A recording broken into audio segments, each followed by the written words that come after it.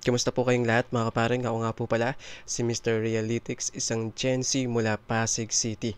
At bago po tayo magpatuloy, huwag po kalimutan na mag-like at subscribe sa ating YouTube channel at ipagpatuloy lamang po natin ang pagsuporta sa transparency and good government.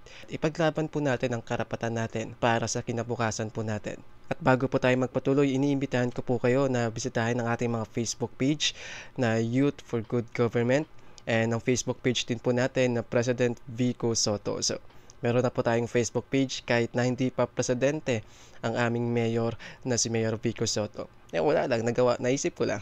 Sobrang dismayado po at halos maiyak na yata si Mayor Vico dahil sa katotohanan po na napakaraming pera po ang nawawala sa atin dahil po sa korupsyon.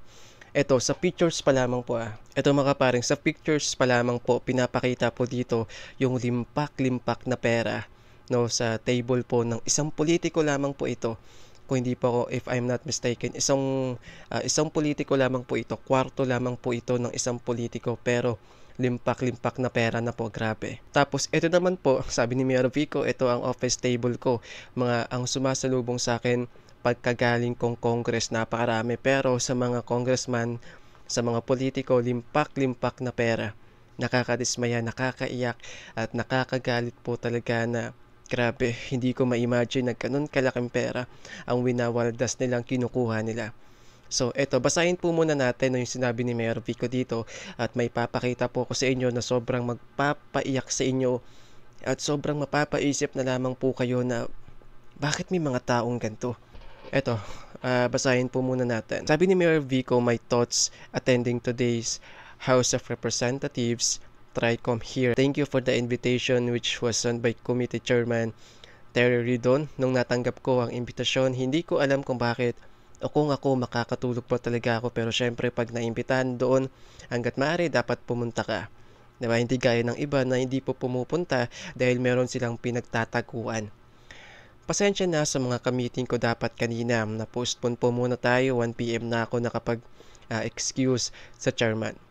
May mga kong na nagsasabi na nagtatanong pa sila sa akin, pero sa dami ng kailangan talakayin ng komite, kinapos na sa oras. I understand the need to focus on the conduct of investigation right now, but at the right time, I hope we can all discuss long-term reforms that could minimize chances for corruption, just some type of minor example. So, ang ibig sabihin po kasi ito mga kaparing, pabago-bago po kasi ng sinasabi si Corly Diskaya. Diba yung mga sinabi niya sa Senado, may mga binanggit po siya doon, tapos pagdating po sa Kongreso, may mga binago po siya.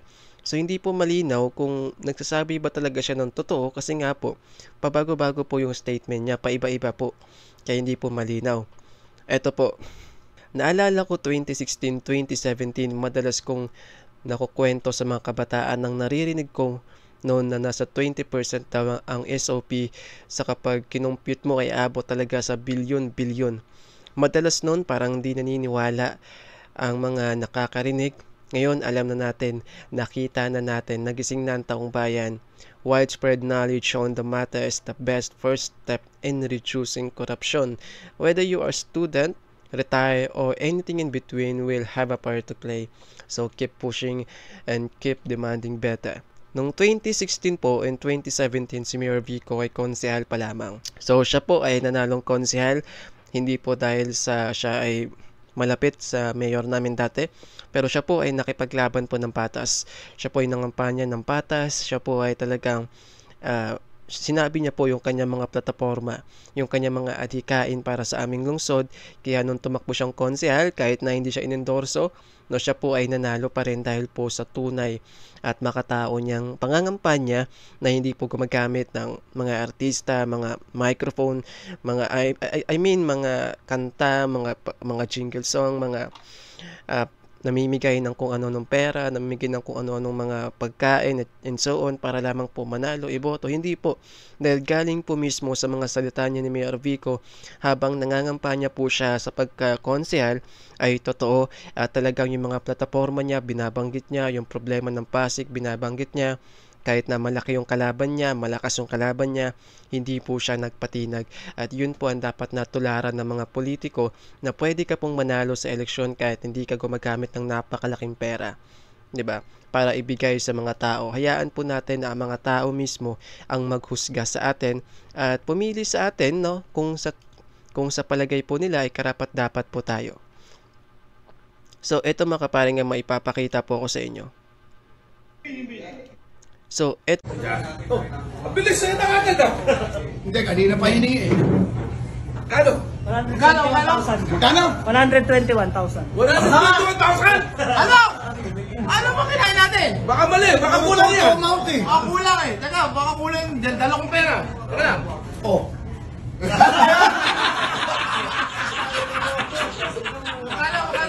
Kulang ba to? Kulang? Akala ko 1,021,000. Keep the change! Keep the change!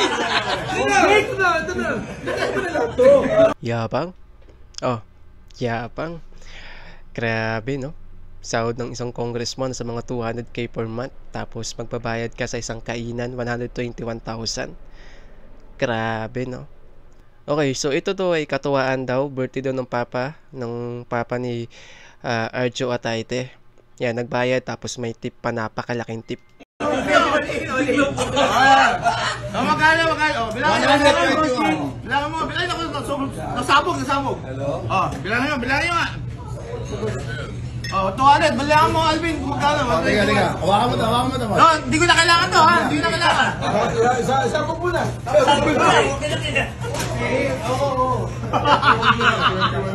21. Ano mo 21?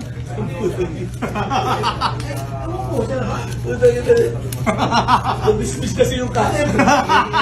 Ilan mo yung kaso? Ba't ba pinadismiss yung lahat ka? Dapat isa isa. Oh, yan. Sakto na. Ilan ang tip mo? Ilang counts ba yung Tingnan mo, 20 mil. Ilang kaso ba? 20 mil. O, 20 mil ang tip. Oh. Oh, 20 mil. Natin isa-isa mo kung saan mo. 5, 6, 7, 8, 9, 10, 11, 12, 13, 14, 15, 16, 17, 18, 19, 20! Sinama mo naman sa pilyo sa baba, sa bukid daw yun. Tama na yun. Wala na pa. Yun lang. Okay. Yung pagkasolina namin, lang. Tuwang-tuwa yung waiter, no, for sure. Tuwang-tuwa yung waiter, for sure, na siya ay nakatanggap ng tip na 20,000. Pero hindi niya alam na yung tip na yun na 20,000 ay galing lang din naman pala sa kanya. Ang tawag po dyan, lalo na kapag ikaw po ay bumibili din ng mga pagkain, syempre waiter ka, bumibili ka rin naman ng mga pagkain. Syempre may dagdag, may bawas tax na rin po yan. So, basically, yung waiter po, yung perang binigay sa kanya na 20k tip, galing lang din naman po yun sa kanya. Di ba, nagbabayad po siya ng buwis eh. Tayo, kapag binibigyan tayo ng pera ng mga politiko, wag ko tayong matuwa na binigyan tayo ng pera. Dahil sa atin din po nanggaling yung pera na yon. Kinuha lamang nila, o kaya pinapasahod natin sa kanila, tapos ibibigay nila pabalik sa atin bilang suhol na dapat iboto sila. So, ito po ang nangyari dito. Tuwang-tuwa po yung waiter. Pero ang katotohanan, ay pinaghirapan niya rin po yung pera na yun. Kalingan din po yun sa kanya. So, sa mga hindi po nakakaalam sa issue na ito, ang pamilya Atayde po, Congressman Arjo Atayde at ang tatay niyang si Art Atayde, ay sangkot po sa matinding anomalya ng flood control project ng gobyerno na ayon po sa mga diskaya ay tumatanggap po ng 25% kickback up to 30% kickback. So imagine po natin, napakalaking pera po niyan. Kung halimbawa po ang proyekto ay nagkakahalaga ng 100 million pesos, 25% kickback, 25 million pesos po kaagad ang napupunta sa bulsa nila. Kung mapatunayan po, nasangkot nga talaga ang mga Atayde. Pero sa lifestyle nila, grabe, kumain 100,000, pinagmamayabang nila yung napakalaking pera.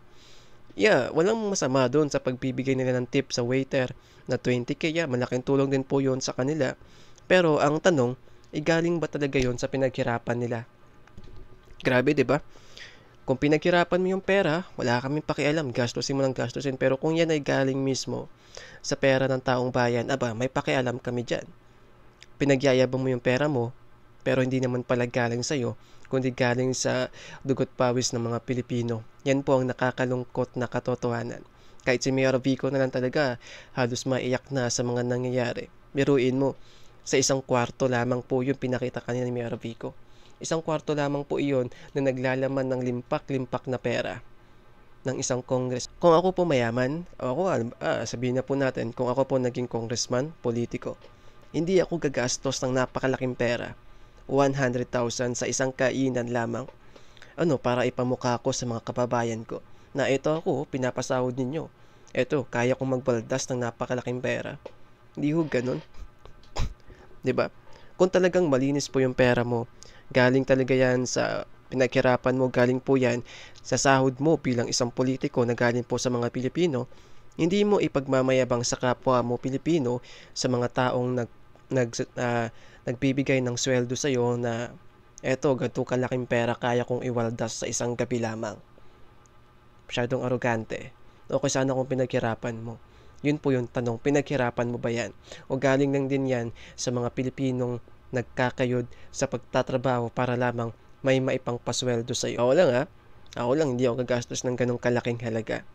Oo, magbibigay ako ng tip sa waiter, siguro mga around 1K, 2K, pero make sure lang na pero at least galing po ito sa pinaghirapan ko, pinagtrabahuan ko ng maayos. Walang nakaw, walang kickback, at higit sa lahat, wala ni kahit ni pisong duling na galing sa taong bayan na ninakaw ko nang hindi dumadaan sa tamang proseso. Ano po yung tamang proseso? Yun po yung galing sa taong bayan na pinapasahod sa iyo dahil sa pagtatrabaho mo ng maayos sa kanila. Sorry for my words, pero napakaraming mayayabang na politiko sa atin. Pinagmamalaki nila yung pera nila, finiflex nila yung kayamanan nila, yung mamahaling gamit nila, pero hindi nila alam, pera din pala natin ang ginagamit nila nang wala tayong kaalam-alam. Kaya bumoto ka ng nararapat, kababayan. Nasa mga kamay mo ang magandang kinabukasan. Paalam!